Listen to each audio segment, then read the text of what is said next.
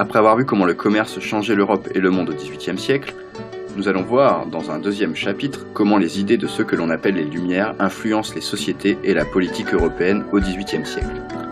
Tout d'abord, nous allons voir dans quel contexte sont apparues ces nouvelles idées. Au XVIIIe siècle, la majorité des États européens sont des monarchies absolues. Cela veut dire que les rois ont entre leurs mains l'essentiel des pouvoirs.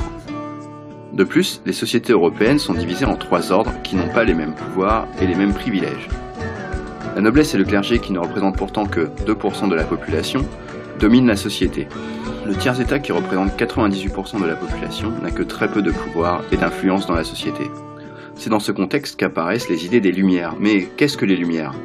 Au XVIIIe siècle, la science fait d'importants progrès, surtout en physique, en chimie et en botanique. Par exemple, l'anglais Newton découvre la loi de la gravitation universelle, ou alors le français Lavoisier fonde la chimie moderne. Des personnes cultivées s'intéressent aux travaux de ces savants et diffusent de façon plus simple leurs découvertes. En France, des gens de lettres que l'on appelle des philosophes décident d'appliquer cette façon de raisonner qu'avaient les scientifiques à d'autres domaines.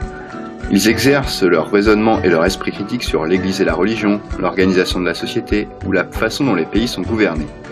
Les philosophes des Lumières critiquent l'Église catholique et réclament la tolérance religieuse. Ils remettent également en cause la société d'ordre en montrant que les hommes sont naturellement égaux.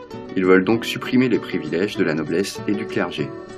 Les philosophes critiquent aussi la monarchie absolue. Ils pensent que le roi doit d'abord penser au bonheur de ses sujets et doit donc partager son pouvoir avec un parlement. Enfin, les philosophes des Lumières revendiquent toutes les libertés dont sont privés les hommes et les femmes sous l'absolutisme. On appelle donc ces savants et ces philosophes des Lumières car ils veulent éclairer les esprits de leurs contemporains. Leur but avoué est de faire progresser l'humanité et d'apporter le bonheur aux hommes.